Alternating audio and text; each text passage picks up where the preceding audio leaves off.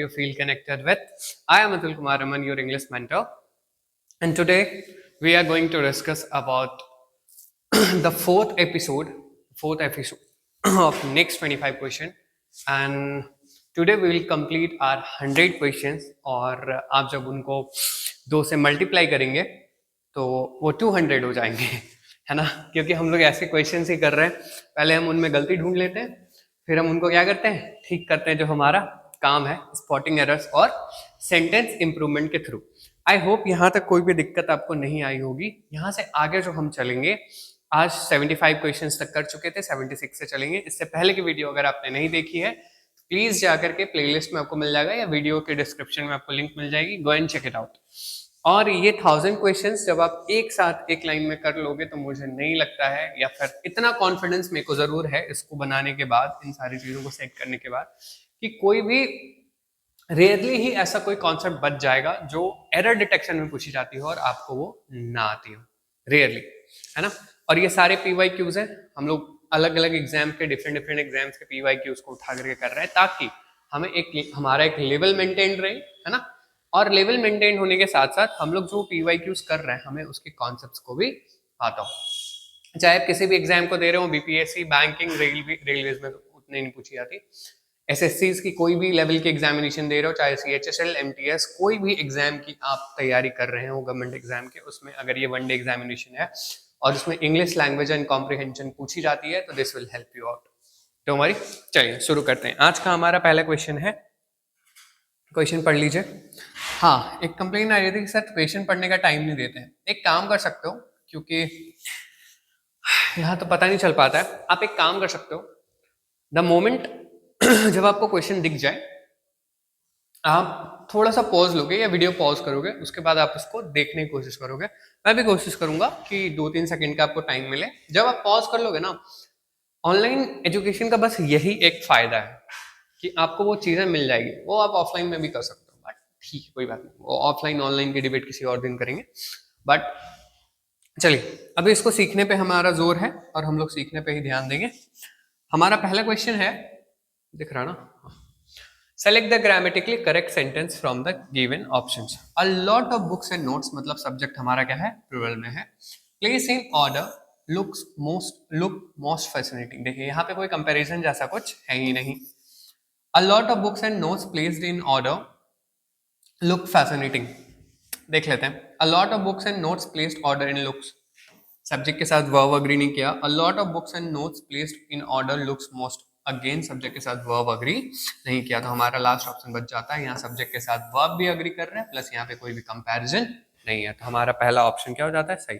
हाँ, ऑप्शन में टिक नहीं करता क्योंकि उसमें ना टाइम जाता है, और टाइम दे करके हमें बहुत ज्यादा कुछ मिल नहीं जाएगा। 25 क्वेश्चन है, एक्सप्लेनेशन के साथ 25 मिनट से ज्यादा लगनी नहीं चाहिए।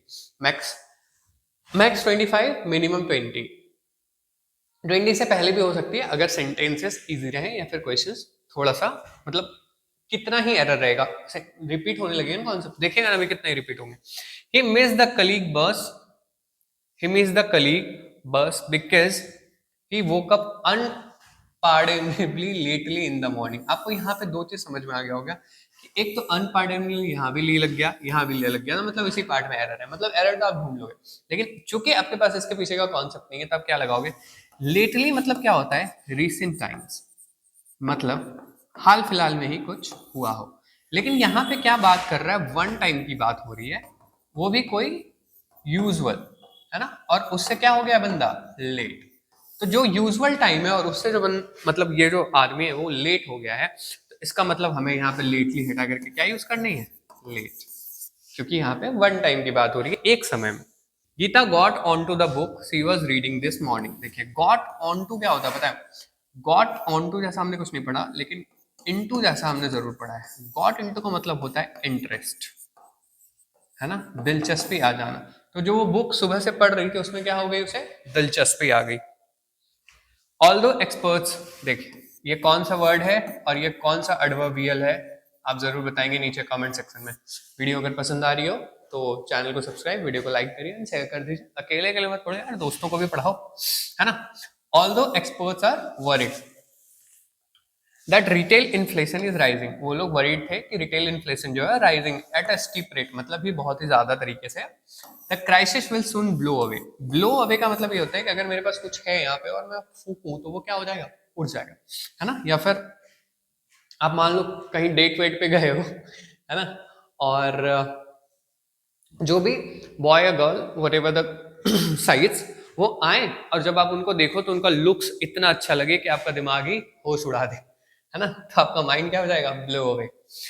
लेकिन यहाँ पे क्या हो गया, ब्लो अवे जैसा कुछ हो ही नहीं सकता कि क्राइसिस क्या हो जाएगा, उड़ जाएगा ना। हाँ, क्राइसिस क्या होगी, खत्म हो जाएगी, मतलब कोई चीज पास हो जाएगी। तो यहाँ पे क्या लगेंगे, ब्लो ओवर, ठीक है, जिसका मतलब होता है पास हो जाना ज्यादा डैमेज के बिना।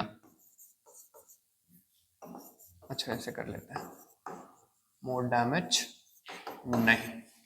ठीक, यहां तक समझने में कहीं कोई दिक्कत, दुख दर्द, पीड़ा, परेशानी है तो प्लीज कमेंट सेक्शन में लिख दीजिए, अगले वीडियोस में उनको अगले क्लासेस में ठीक कर दी जाएगी। चलिए, select the option that has an error in the use of present tense. Present tense का एरर हमें ढूंढना है। The painter is painting in the wall, painting the wall right now, correct है, प्रेजेंट कॉन्टिन्यूअस है।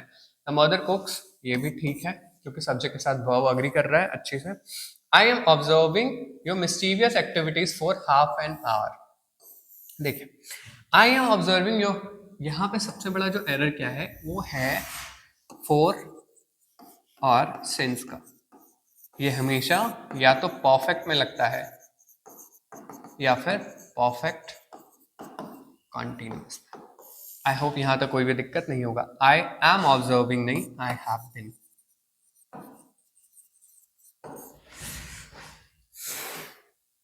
Identify the part that contains the error. Again, my mother is 51 years old and my uncle is 48 years old. So my mother is older than my uncle.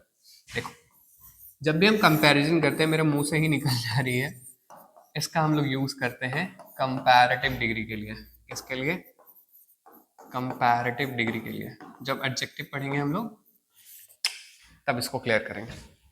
यहां तक कोई दुख दर्द पीड़ा समस्या है तो बताइए।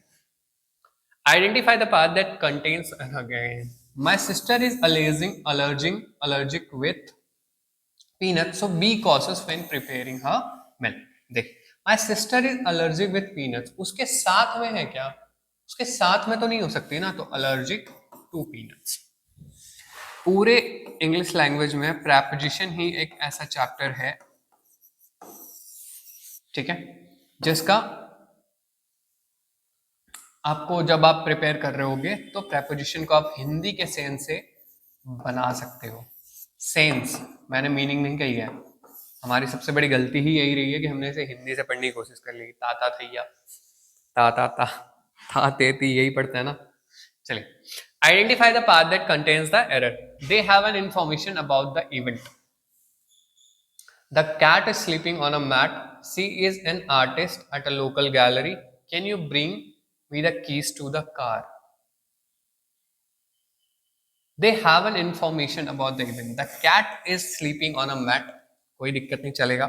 She is an artist at a local gallery. Again subject verb में कोई दिक्कत नहीं है। Can you bring me the keys to the car?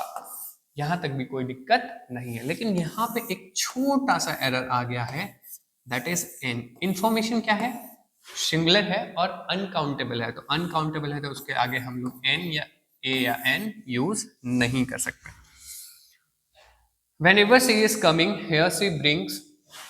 अब देखिए, whenever क्या है, क्या आपको हैबिट बता रहा है कि वो जब भी आती है ना तब भी। और हैबिचुअल एक्शन का सेंटेंस हम लोग किसमें करते हैं, यहाँ इतनी ठंड हो गई, यहाँ सुबह सुबह बारिश हो गया, पकड़ने में नहीं बन रहा मेरे से।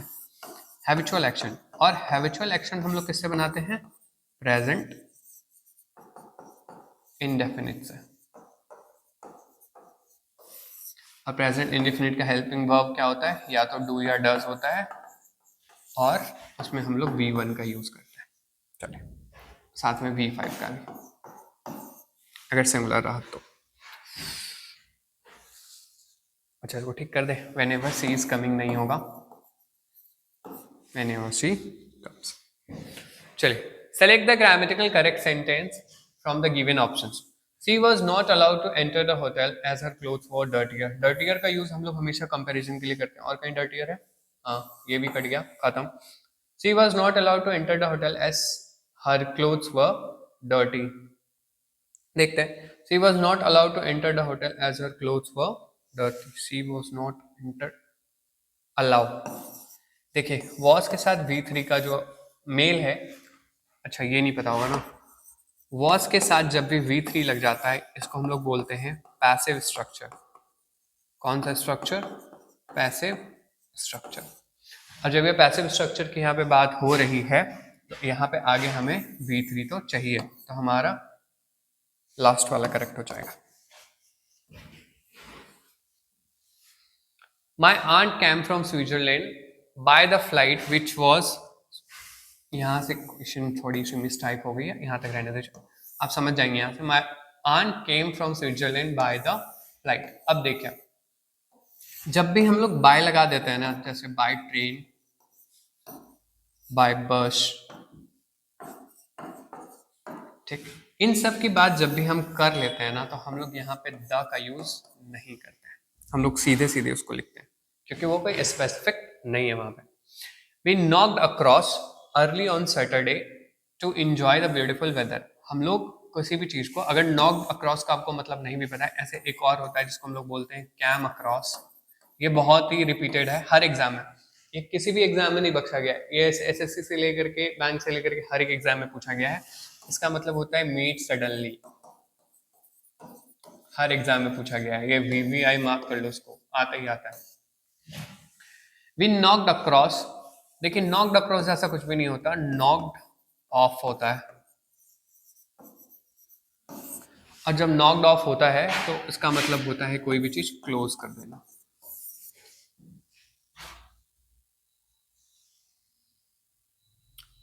He bought a strange vintage car on auction from the customs department. He bought a strange vintage car। देखिए अब वो कार तो एक ही हो सकता है ना, या फिर नहीं आगे भी हो सकता है, तो वो काउंटेबल तो हो सकता है ना, तो he bought a strange vintage car।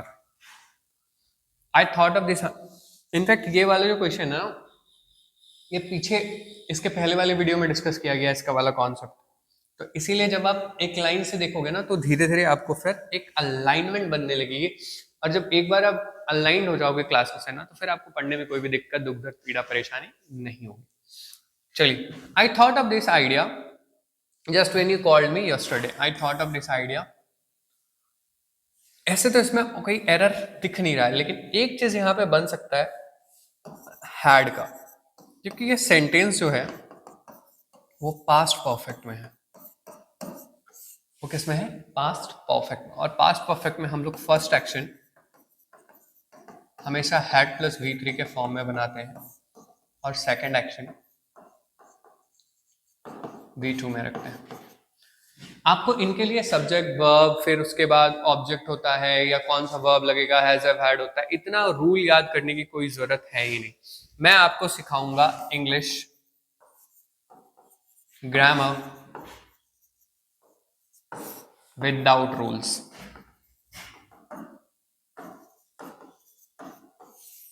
आपको रूल से सीखने की जरूरत है ही नहीं, एक भी रूल्स नहीं होंगे। मिनिमम जितने भी कोर्सेस होंगे, आपको अगर मान लेते हैं कोई स्ट्रक्चर है जो आपको नहीं समझ में आएगा या आपको रूल्स के थ्रू ही समझ में आएगा, बस उसमें होंगे, नहीं तो कहीं नहीं होंगे। जैसे पैसिव स्ट्रक्चर में हो गया, वैसे भी मैं आपको ऐसी चीज बताऊंगा कि एक एक लाइन से आप दोनों ही चीज खत्म कर लोगे, कोई दिक्कत, दुख दर्द, पीड़ा, समस्या होगी नहीं आपको, है ना। चलिए, Meenu looks much better today. अब मीनू अगर किसी की वुड बी वाइफ हो सकती है या वाइफ है, तो Meenu looks much better today, इसमें कोई भी दिक्कत नहीं है, वो बहुत अच्छी लग रही थी आज। Mister Avilas and his family have received no information. Again मैंने आपको क्या कहा है कि ये प्लूरल नहीं बन सकता, ये अनकाउंटेबल है, तो इसको हमेशा हम लोग किस में रखते हैं? सिंगुलर में। बस यही एरर था। कितने इजी पीजी रहते हैं, और विश्वास नहीं करोगे वो सच में क्वेश्चन है ऐसे चीज का।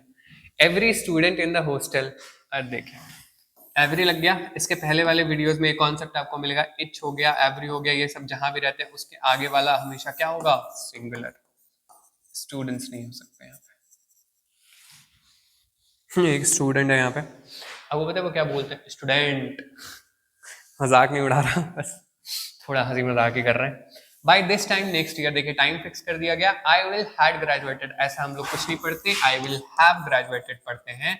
और ये सेंटेंस किसका है? फ्यूचर का। चलिए, identify the part contents error. I R dancing, आपको तुरंत पता चल जाएगा कि आई के साथ कभी भी आर नहीं लगता है, एम। और आप विश्वास नहीं करोगे, ये एसएससी सीजीएल का क्वेश्चन है। After the concert was over, they go to a restaurant.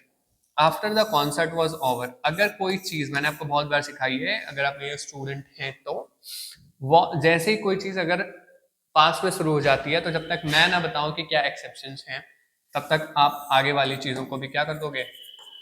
Past. Renewable energy sources like solar and wind power will replace traditional। देखिए मेरे मुंह से ही निकल गया, और ये टाइप करते टाइम भी इसी में एरर था, यहाँ पे डी लगा हुआ था। बेसिकली यहां से एक चीज आप याद रख लीजिए, मॉडल वर्ब। मॉडल वर्ब कोई भी हो, आगे आप क्या लगाएंगे?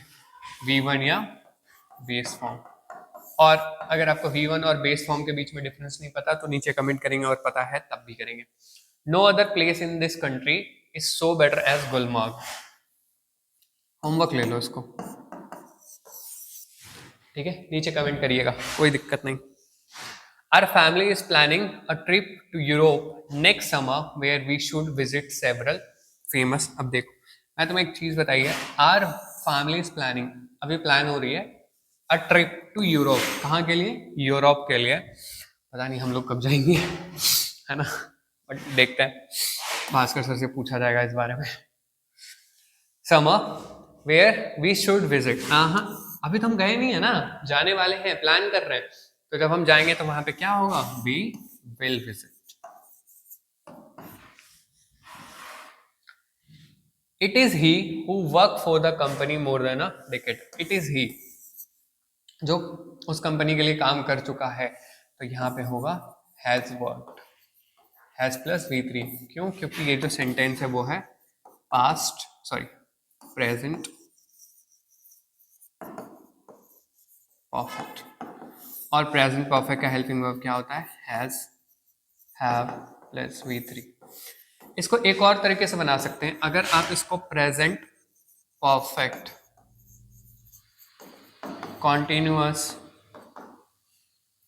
टेंस के इसमें भी डालोगे, तब भी ये आराम से सही हो जाएगा, कोई भी दिक्कत नहीं है। चलिए, आज का सेशन आपका यहीं पे होता है खत्म। अगर आपको किसी तरह के दुख दर्द पीड़ा परेशानी अभी तक है इस वीडियो से, तो आप कमेंट करेंगे नीचे, और हमारे ऑफलाइन बैचेस से जुड़ने के लिए हमें आप कॉल कर सकते हैं इस नंबर पे।